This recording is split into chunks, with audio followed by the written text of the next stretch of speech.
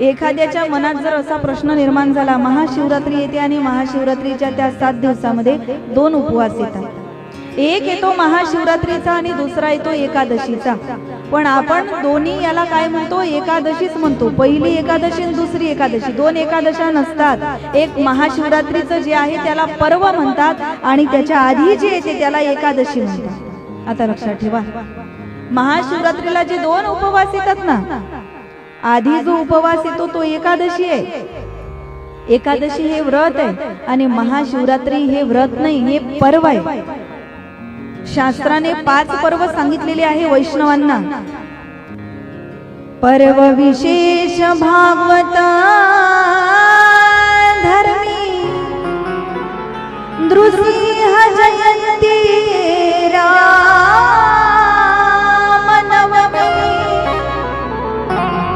वामन जयंती जन्माष्टमी उत्तमोत्तमी शिवरात्र.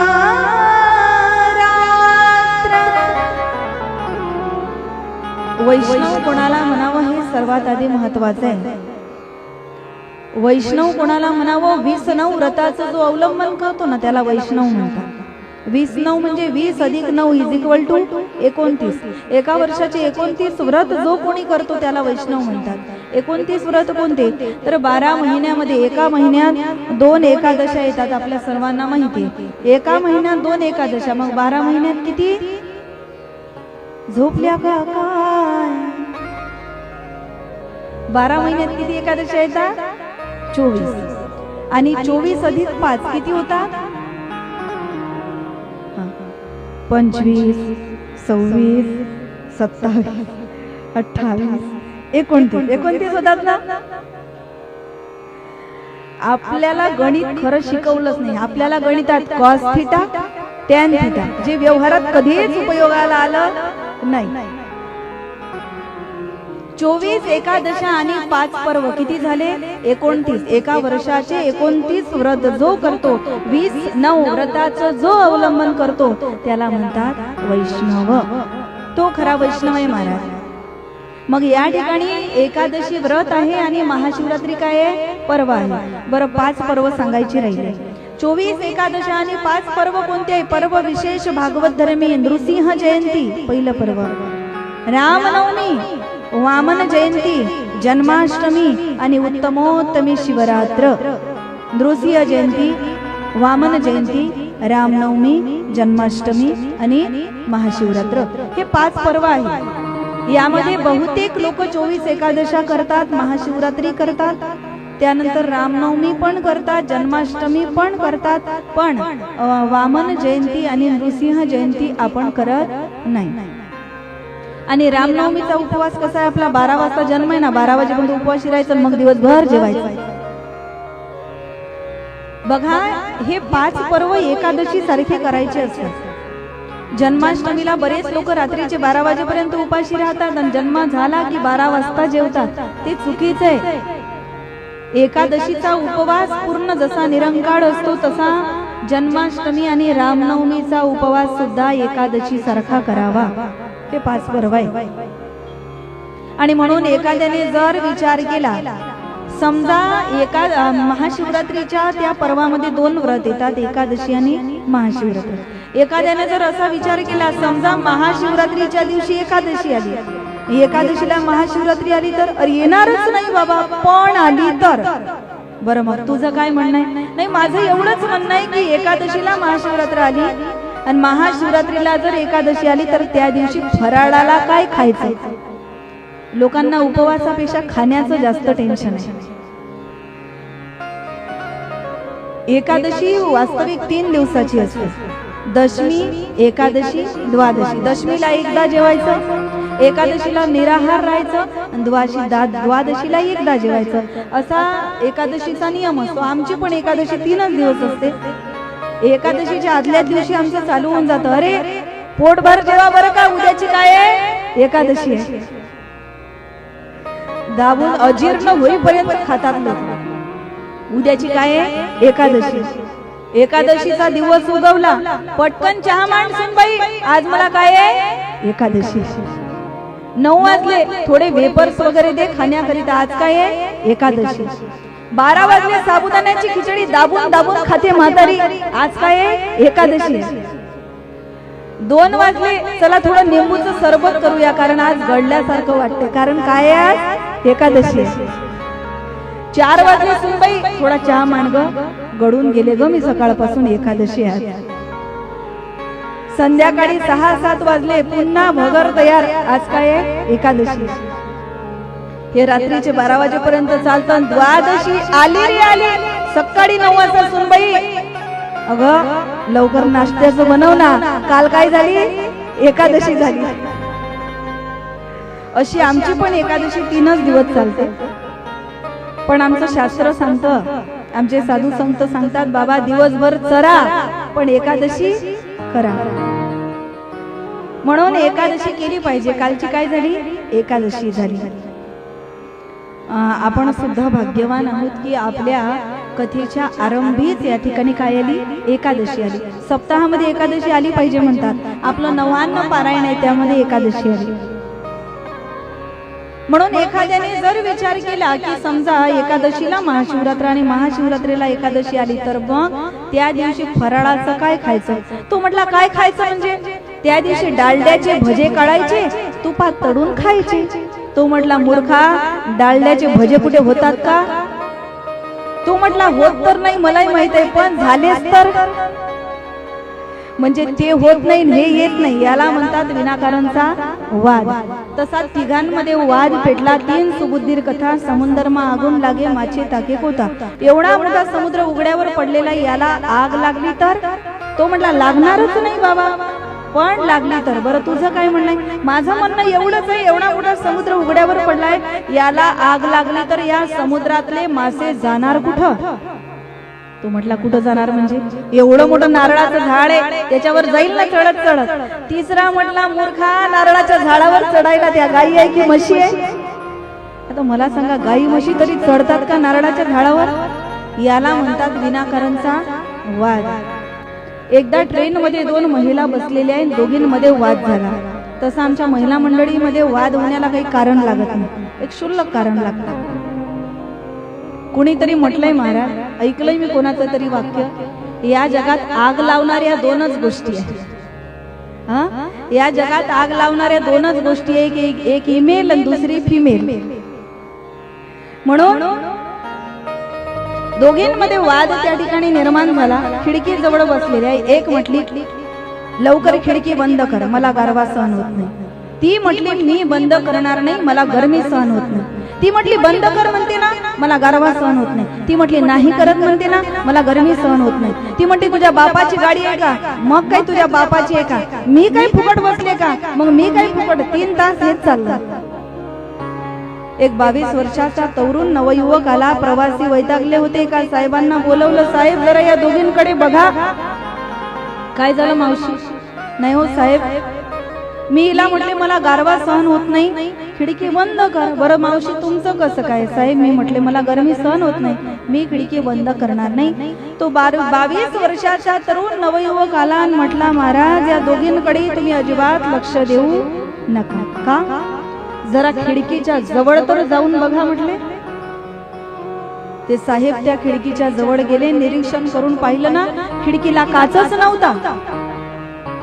आता ज्या खिडकीला काच नाही ती उघडी राहिली काय आणि बंद राहिली, काही फरक पडतो का? याला म्हणतात विनाकारणचा वाद. साधू संतांमध्ये जो झाला तो संवाद आहे, आणि जो या समाजात कौरवांमध्ये जो झाला तो त्या ठिकाणी काय वाद आहे. म्हणून या 9 दिवस पर्यंत आम्हाला वाद करायचा नाही, आम्हाला संवाद साधायचा आहे. आणि संवाद साधत असताना 2च लोक असले पाहिजे.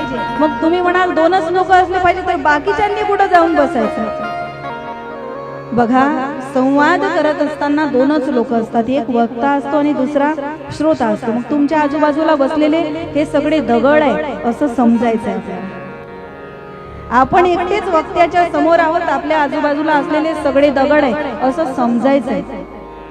स्वामी विवेकानंद जी म्हणायचे, ये दुनिया पागलों का बाजार है. स्वामी विवेकानंद जी कहते थे, दुनिया पागलों का बाजार है, यहाँ हर कोई पागल है. कोई धन के लिए पागल है, कोई पुत्र के लिए पागल है, कोई नारी के लिए पागल है, कोई घर के लिए पागल है, कोई मकान के लिए, कोई दुकान के लिए, कोई पैसों के लिए, लेकिन पागल हर कोई है।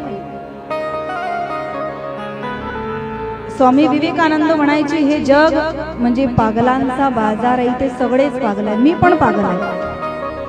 तबला वाजवणारे पण पागल आहे, गायन करणारे पण पागल आहे, ॲक्टोपॅड वाजवणारे पण पागल आहे, शूटिंग करणारे पण पागल आहे, तुम्ही बसलेले सगळेच पागल आहे। फक्त प्रत्येकाचं पागलपण मात्र वेगळं वेगळं आहे। कोणी भगवंतासाठी पागल झालं, कोणी कलेसाठी पागल झालं, कोणी घरासाठी पागल झालं, कोणी सौंदर्यासाठी पागल झालं, कोणी देशासाठी पागल झालं, तर कोणी देवासाठी पागल झालं। म्हणून वेड लागावं माणसाला, एकतर देशासाठी लागावं नाहीतर देवासाठी लागावं। या जगात ते लोक अमर झाले ज्याला देवासाठी किंवा देशासाठी ज्याला वेड लागलं ना ते अमर झाले, ते मरत नसतात, ते शहीद झाले। ते या ठिकाणी अमरत्व त्यांनी जीवनामध्ये प्राप्त केलं। ज्यांना भगवंताच्या नामाचं वेड लागलं, ज्यांना या मायभूमीचं वेड लागलं, ते खरंच या जगामध्ये काय झाले, अमर झाले। आणि म्हणून 9 दिवसपर्यंत संवाद आम्हाला या ठिकाणी साधायचा आहे। आणि म्हणून सूतजी आणि शौनकांमध्ये संवाद चालू झाला। शौनक ऋषींनी अनेक प्रश्न या शिवमहापुराण कथेच्या संबंधाने या ठिकाणी सूतजी महाराजांना विचारले। बघा, सूतजी महाराज या ठिकाणी ब्रह्मवेत्ते आहे, अधिकारी पुरुष आहे। सूत कोणाला म्हणतात? ज्याचा पिता ब्राह्मण आहे, आई क्षत्रिय आहे आणि त्या वर्ण संकरातून जो जन्माला आलेला आहे त्याला काय म्हणतात? सूत म्हणतात। आणि सूतजी महाराज या ठिकाणी अधिकाराने एवढे मोठे, अधिकाराने एवढे श्रेष्ठ आहे। मनरूपी चक्र का म्हटलेलं आहे? कारण हे मनरूपी चक्र मनाला, हे मन किती चंचल आहे यासाठी शास्त्राने 10 गोष्टी चंचल कोणत्या आहेत हे या ठिकाणी सांगितलंय। 10 गोष्टी ज्या चंचल आहेत त्या शास्त्राने या ठिकाणी आम्हाला सुभाषिताच्या द्वारे वर्णन करून सांगितलेले आहे। मनो मधुकरो मेघो मानिनी मदनो मरुत मामदो मर्कटो मत्स्यो मकारादश चंचलः। शास्त्राने 10 गोष्टी चंचल सांगितल्या, मग त्यामधलं पहिलं काय आहे? मन, मनो।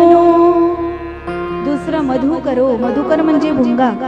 तुम्हाला माहिती आहे, एखादा दिवा प्रज्वलित झालेला असतो, भुंगा त्याच्यावरून ये जा करतो, तिथंच काय होतो? मरतो। त्याला माहिती असतं या अग्नीवरून फेरा मारल्याने मला मरण प्राप्त होणार आहे, तरी भुंगा सतत त्यावरून ये जा करतो, कारण तो काय आहे? चंचल आहे। मनो मधुकरो मेघो, मेघ सुद्धा चंचल आहे।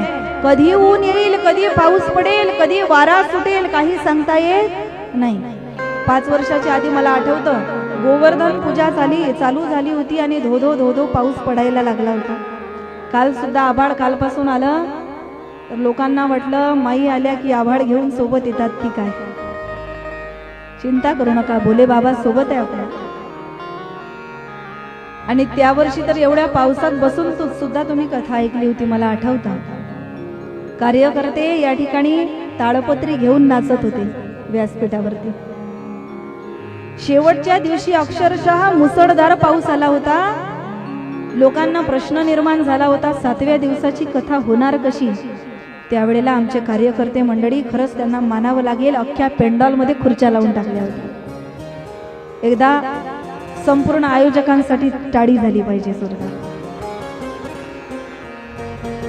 कारण भगवान परमात्म्याचं कार्य आपल्या हाती घेणं एवढी साधी गोष्ट नाही महाराज। एवढं मोठं हे उभारणं, हे 9 दिवस पर्यंत पार पाडणं एवढी साधी गोष्ट नाही। म्हणून मेघ सुद्धा चंचल आहे, कधी पाऊस येईल काही सांगता येत नाही। काही लोक मोठ्या अभिमानाने सांगतात, तुम्हाला काय कळतं, आम्ही तुमच्यापेक्षा उन्हाळे पावसाळे कितीतरी जास्त पाहिले, पण तुम्हाला काय सांगावं बाबा, तुम्ही उन्हाळे पावसाळे पाहिले, आम्ही उन्हाळ्यातच पावसाळे पाहिले, आता पावसाळ्यात उन्हाळे बघू। म्हणून आम्ही उन्हाळ्यात पावसाळे पाहिले, हिवाळ्यात हिवाळा वाटत नाही. आता वाटते का हिवाळा आहे म्हणून? काय ऊन तापायला लागली, रात्री सुद्धा थंडी नाही. म्हणून आम्ही उन्हाळ्यात पावसाळे, पावसाळ्यात हिवाळे, हिवाळ्यात उन्हाळे सगळं पाहिले आम्ही. म्हणून मेघ सुद्धा चंचल आहे. कधीही पाऊस येतो, त्याला वाटेल त्याच्या मनाचा राजा येतो. मेघो मानिनी, सुंदर दिसणारी स्त्री सुद्धा चंचल असते. कितीही ती पार्लर मध्ये जाऊन मेकअप करून येईल, पण 10 वेळा आरशात पाहिल्याशिवाय राहणार नाही. खरंच मी सुंदर दिसते की नाही तिला पण डाऊट येतो. दुकानात जाईल, साडी घ्यायची एकच राहील, पण 200-400 साड्या पाहिल्याशिवाय तिला समाधान वाटत नाही. बरं पाही ना, काही हरकत नाही. त्या 200-400 साड्या पाहिल्यावर एक साडी विकत घेऊन घरी येते, पण घराच्या बाहेर निघाली की तिचं मन तिथे दिसलेल्या दुसऱ्या साडीत अटकलेलं असतं. म्हणून सुंदर दिसणारी स्त्री सुद्धा काय आहे? चंचल आहे. मानिनी मदनो, काम सुद्धा चंचल आहे. मदनो मरुत, वारा सुद्धा चंचल आहे. हळुवार आला तर तुम्हाला गारवा देऊन जाईल, आणि त्या ठिकाणी जोरात आला तर गाव उद्ध्वस्त करून जाईल. मानिनी मदनो मरुत. मा म्हणजे पृथ्वी. पृथ्वी सुद्धा चंचल आहे, ती कायम फिरत असते. मा मदो मरकटो मत्स्यो. मद म्हणजे माणसाच्या मनात निर्माण झालेला अहंकार सुद्धा चंचल आहे. एखाद्या माणसाला अहंकार होतो म्हणजे कायमच होतो का? त्याला काही क्षणापुरता अहंकार होतो आणि निघून जातो. अहंकार सुद्धा चंचल आहे. नवे नवे या अहंकाराला एकनाथ महाराजांनी भूताची उपमा दिलेली आहे. महाराज, भूत जबर मोठे गे बाई, भूत जबर मोठे गे बाई, भूत जबर मोठे गे बाई, भूत जबर मोठे गे बाई, भूत जबर मोठे गे बाई, भूत जबर मोठे गे बाई, भूत जबर मोठे गे बाई, भूत जबर मोठे गे बाई, जबर मोठे गे बाई, भूत जबर मोठे गे बाई, भूत जबर मोठे गे बाई,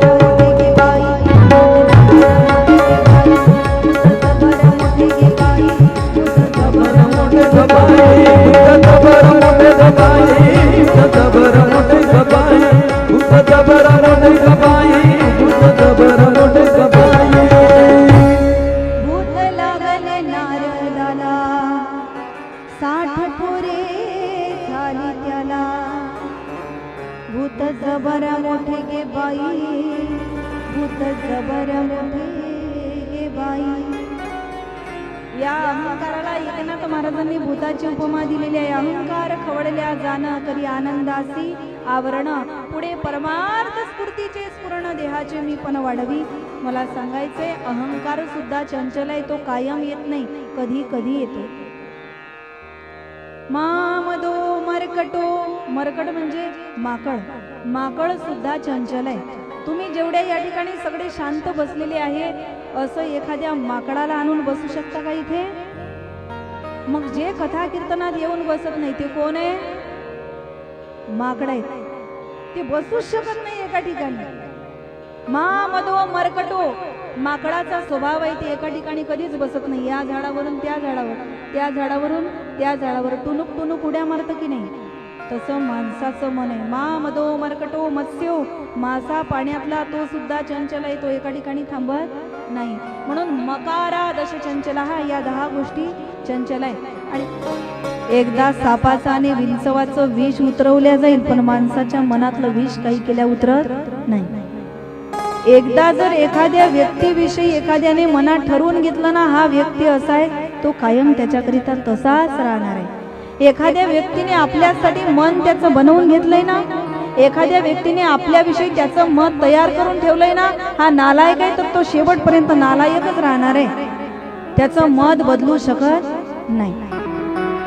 म्हणून ज्या दिवशी जग तुमच्या विरोधात जाईल ना, अजिबात टेन्शन घ्यायचं नाही. सगळं जग विरोधात जाऊ द्या. ज्या दिवशी सगळं जग तुमच्या विरोधात जाईल त्या जगाकडे पाठ करा. आपला मोबाईल हातात घ्या, स्वतःची सेल्फी काढा. लक्षात येईल तुमच्या सर्व जग तुमच्या पाठीच्या मागे उभे आहे. म्हणून टेन्शन घ्यायचं नाही, चिंता करायची नाही. कालच सांगितलं मी तुम्हाला, न चिंता हो न भय हो, भोलेनाथ भगवान की जय हो. म्हणून या जगाची चिंता करायची नाही. आपण केलेलं कर्म आपल्याला माहिती आहे ना, ते खरं आहे, ते चांगलं आहे. मग जगाची चिंता करायची नाही. मनरूपी चक्र एका निमिषात जिथे जाऊन थांबलं ते आहे नैमिषारण्य. पुन्हा प्रश्न निर्माण झाला. त्याच्याकडे एक म्हैस होती. त्या गुराख्याकडे एक म्हैस होती. त्या म्हशीवर त्याचं फार प्रेम होतं. रोज ती म्हैस सोबत घेऊन चारायला जायचा. आणि एक दिवस चारत असताना त्याच्या डोळ्यांनी त्याला एक रत्न दिसलं झळकणार. त्याला कळालं नाही ते काय मातीने त्या ठिकाणी माखलेलं होतं. त्याने हातामध्ये घेतलं, स्वच्छ धुवून काढलं आणि त्याला एक छिद्र दिसलं. त्याने काय केलं, एक धागा घेतला, त्या छिद्रामध्ये घातला आणि म्हशीच्या गळ्यात ते बांधून दिलं. म्हैस घेऊन चारायला लागला. चारत असताना झालं काही, त्या रस्त्याने एक मनुष्य जात होता. त्याने त्या चमकणाऱ्या रत्नाकडे पाहिलं. कदाचित तो रत्न पारखी असावा. कोणाचं आडनाव रत्न पारखी असेल तर क्षमा करा. तो रत्न पारखी असावा, रत्नांची पारख करणारा असावा. त्याने तो चमकणारा त्या ठिकाणी दगड पाहिला, चमकणारी वस्तू पाहिली. त्याच्या जवळ गेला आणि म्हटला, का रे, त्या म्हशीच्या गळ्यात जे तू बांधलंय याचं जर तुला काम नसेल तर मला देतोस का? तो म्हटला, तुला कशाला हवंय? म्हणे, काम आहे मला, आणि तू जर हे मला दिलं ना तर मी याच्या मोबदल्यात तुला 100 रुपये देईन म्हणे. माणसाचा स्वभाव असा आहे महाराज, एखाद्या व्यक्तीने जर तुम्हाला एखाद्या वस्तूची स्वतःहून 100 रुपये किंमत देतो म्हटलं तर आपल्या डोक्यातले वरचे लाईट लागतात की नक्कीच ही 200 रुपयाची तरी असली पाहिजे. तो म्हटला, नाही, मला विकायची नाही. म्हणून गावात गेला आणि त्या ठिकाणी बाजारामध्ये गेला. बाजारामध्ये गेल्यानंतर दुकानात जायला लागला. बरं, कशाच्या दुकानात गेला असेल तो? किराणा दुकानात गेला असेल का? नाही. मग भाजीपाल्याच्या? नाही. मग कपड्याच्या, आपल्या आवडीचं दुकान, कपड्याच्या दुकानात गेला असेल का? नाही. चपलांच्या, मेकअपच्या? नाही. कुठे गेला असेल तो? ज्या ठिकाणी रत्नांची पारख करणारा व्यक्ती आहे त्या ठिकाणी गेला. आणि त्याला तो काचेचा तुकडा दाखवला.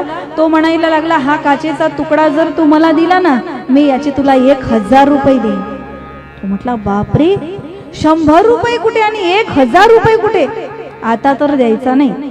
पुन्हा तोच काचेचा तुकडा घेतला आणि तो हिंगणघाटला आला. हिंगणघाटला ज्या ठिकाणी रत्नांची पारख केल्या जाते त्या ठिकाणी गेला तर त्याच काचेच्या तुकड्याची किंमत त्याला 10,000 रुपये कळाली. तो म्हटला, बापरे, आता हिंगणघाटमध्ये देण्यात फायदा नाही, आता वर्धेला जाऊया. तो वर्धेला गेला. त्याच काचेच्या तुकड्याची किंमत वर्धेला 1,00,000 रुपये त्याला कळाली. तो म्हटला, आता वर्धेतही राहण्यात उपयोग नाही. तो बाहेर देशामध्ये गेला तर त्याच काचेच्या तुकड्याची किंमत त्याला 10,00,000 रुपये कळाली. तो म्हटला, आता तर कोणालाच द्यायचा नाही. आणि तो काचेचा तुकडा त्याने हातामध्ये घेतला आणि एका मखमली वस्त्रामध्ये गुंडाळला. तिजोरी विकत घेतली, त्या तिजोरीमध्ये मखमली वस्त्रामध्ये गुंडाळून ठेवला. कारण तो काचेचा तुकडा नव्हता, तो काय होता? हिरा होता, हिरा. आता माझा प्रश्न आहे तुम्हाला, तिजोरी घेतली, मखमली वस्त्रात तो हिरा त्या ठिकाणी गुंडाळून ठेवला, त्याला चाबी लॉक लावलं, चाबी स्वतःच्या खिशात ठेवायला लागला. आता माझा प्रश्न आहे तुमच्या सर्वांना, सर्वात आधी जेव्हा त्याला तो काचेचा तुकडा सापडला होता तेव्हा त्याने कुठे ठेवला होता? कुठे बांधला होता? म्हशीच्या गळ्यात. पण ज्या दिवशी त्याला किंमत कळाली, आता कुठे ठेवला? तिजोरीत ठेवला. तसंच शिवमहापुराण कथा आम्हाला ऐकायची.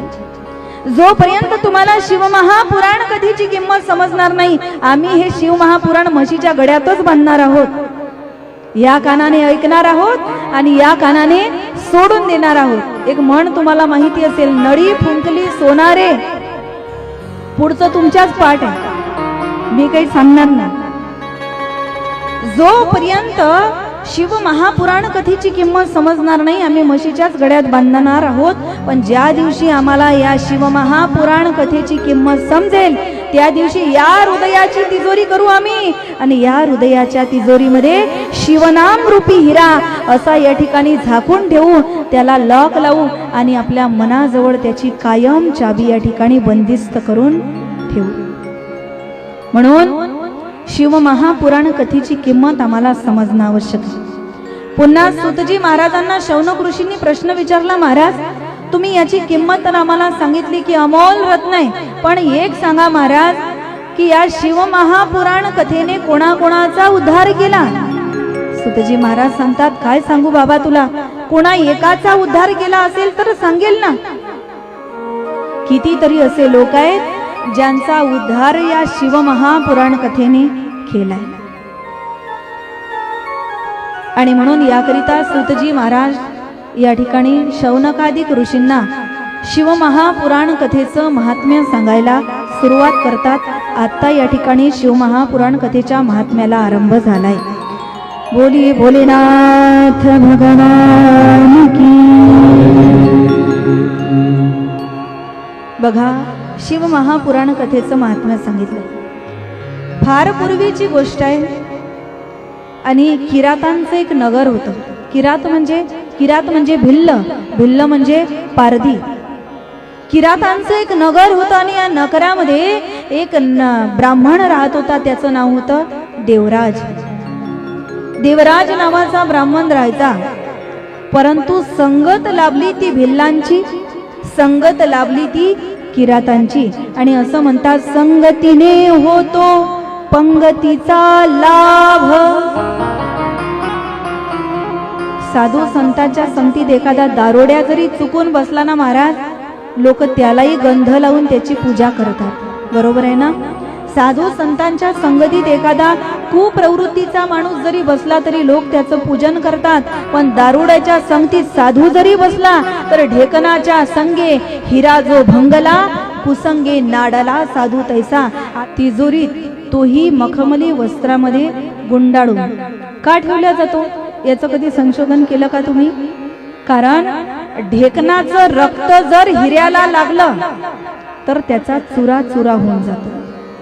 बघा, हिरा एवढा कर्णखर आहे, एवढा कठीण आहे की तुकोबारे सांगतात, हिरा ठेवता ऐरणी वाचे मारिता जो घणी, तोची मोल पावे खरा करणीचा होय चुरा.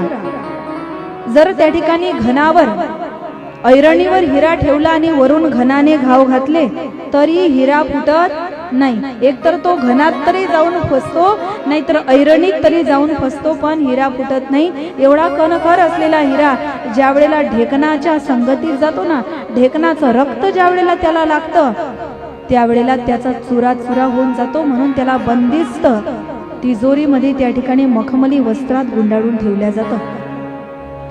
आता हा देवराज ब्राह्मण जो आहे महाराज, हा खरंच हिरा होता. परंतु संगत लागली किरातांची आणि जीवन या ठिकाणी वायाला गेल्यासारखं वागायला लागला. चोऱ्या करायला लागला, लूटमार करायला लागला, दरोडे टाकायला लागला, वेश्यागमन करायला लागला. या देवराजाचीच कथा नाही महाराज, ही कथा या देवराजाची. या समाजात असे अनेक हिरे आहे जे कुसंगत रूपी ढेकणाच्या संगतीत गेले आणि स्वतःचा सत्यानाश करून टाकला. असे समाजात भरपूर हिरे. कुणामध्ये चांगली कला आहे, कुणामध्ये उत्तम कला आहे, कुणामध्ये फार चांगलं कार्य करण्याची क्षमता आहे. पण एखादं व्यसन जीवनात लागलं की जीवनाचा सत्यानाश झाला. अशी अनेक हिरे समाजात आहे.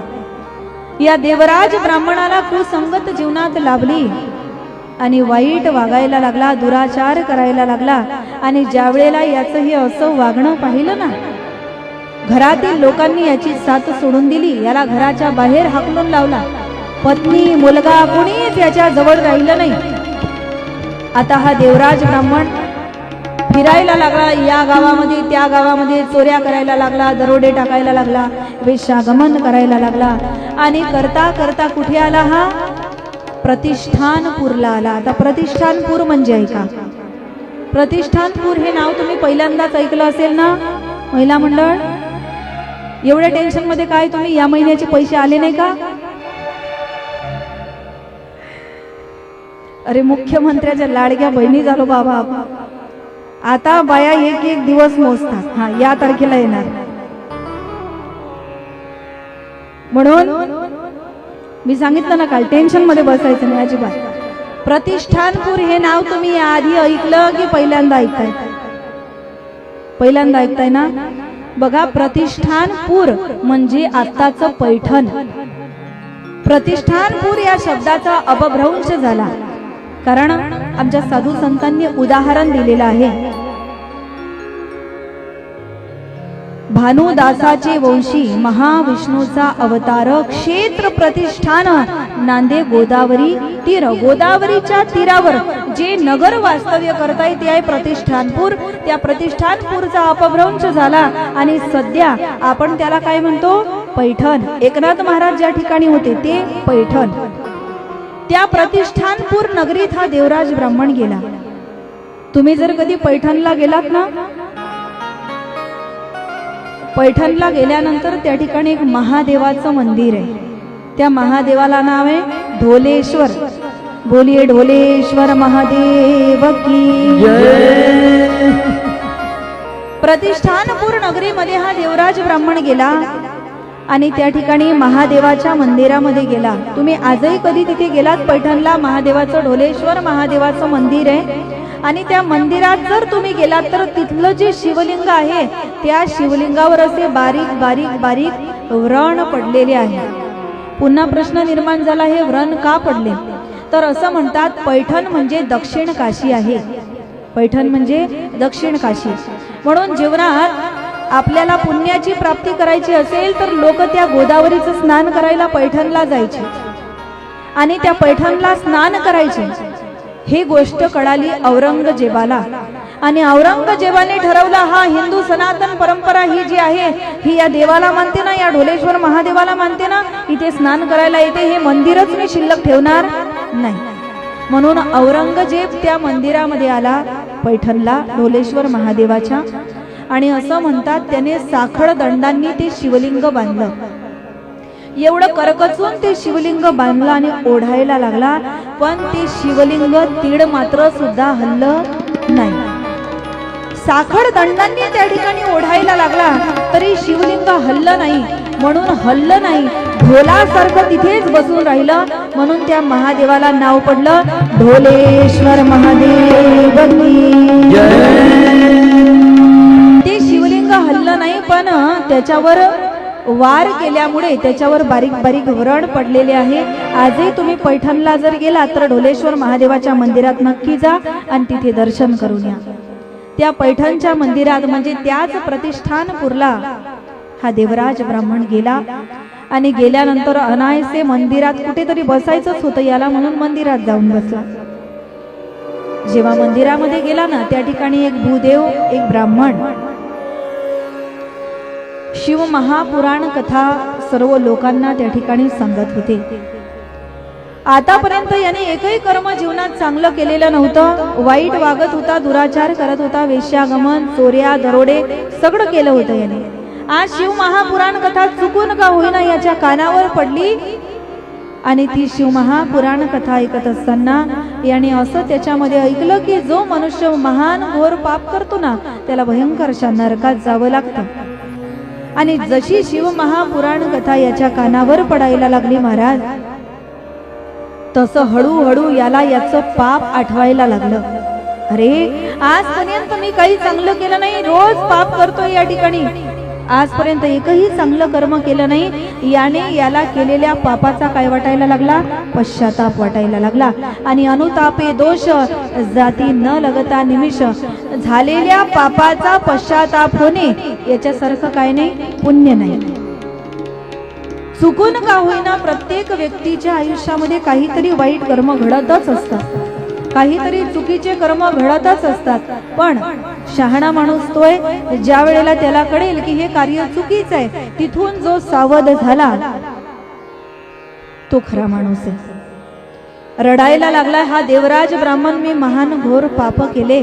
काही दिवसाचा उपवासी सुद्धा होता. त्या मंदिरामध्ये शिव महापुराण कथा ऐकता ऐकता हळूहळू याच्या अंगाला ताप यायला लागला.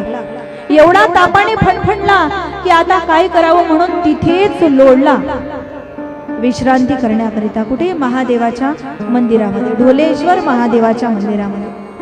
तिथेच खाली पडला आणि लोळल्या लोळल्या खाली पडल्या पडल्या शिव महापुराण कथा काही मुद्दाम म्हणून नाही ऐकायला गेला होता, चुकून याच्या कानावरती पडली. एवढा अंग तापाने फणफणला. आज बायको जवळ नाही, मुलं जवळ नाही, परिवार जवळ नाही, कारण कर्मच अशी केली होती की याला कोणी जवळ ठेवलं नाही. आणि शिव महापुराण कथा ऐकत ऐकत रडायला लागला, दुःख वाटायला लागलं, पापाचा पश्चाताप व्हायला लागला. एवढा भयंकर ताप याला आला की त्या तापामध्ये याचा जीव त्याच ठिकाणी गेला मंदिरामध्ये. आणि मरता मरता याच्या मुखातून शिव शिव शिव शिव असं या ठिकाणी शिवाचं नामस्मरण घडलेलं होतं. जसं शिवाचं नामस्मरण मुखामधून घडलं, असं म्हणतात हा मेल्याच्या नंतर याला घेण्याकरिता यमराज आले होते. यमराज आले आणि इकडून भगवान शंकराचे दूत सुद्धा आले, कारण याने भगवान शिवाचा नामाचा जप केला होता ना. भगवान शंकराचे दूत आले, दोघांमध्ये वाद झाले. हा आमचा दूत आहे, तो म्हटला हा आमचा दूत आहे. म्हणून वाद विवाद झाल्याच्या नंतर भगवान शंकराच्या दूताने या देवराज ब्राह्मणाच्या जीवात्म्याला सोबत घेतलं आणि शिव लोकामध्ये नेलं. बघा, बरेच लोक मरतात, म्हणजे सगळेच मरतात, पण मेल्याच्या नंतर एक कॉमन वाक्य असं आहे की मेल्याच्या नंतर ज्या वेळेला फोटो छापून येतो की नाही आपला, त्या फोटोच्या खाली एकतर कैलासवासी लिहिलं असतं, नाहीतर स्वर्गवासी लिहिलं असतं, नाहीतर वैकुंठवासी लिहिलं असतं. बरोबर आहे की नाही? वास्तविक तो वैकुंठात गेला, कैलासात गेला, स्वर्गात गेला की नरकात गेला हे कोणालाच माहिती नसतं. पण आपण आपल्याच मनाने, अरे ज्याने जीवनभर भगवान विष्णूचा द्वेष केला त्याच्या नावासमोर वैकुंठवासी लिहून काही उपयोग आहे का महाराज? ज्याने शंकराच्या मंदिरात कधी पाय टाकला नाही त्याच्या नावाखाली कैलासवासी लिहिण्यात काही अर्थ आहे? ज्याने कधीच देवाला मानलं नाही, ज्याने स्वर्ग नरक पृथ्वी काहीच मानलं नाही, त्याच्या नावासमोर स्वर्गवासी आपण लिहितो. पण सर्वात महत्वाची गोष्ट सांगू का तुम्हाला?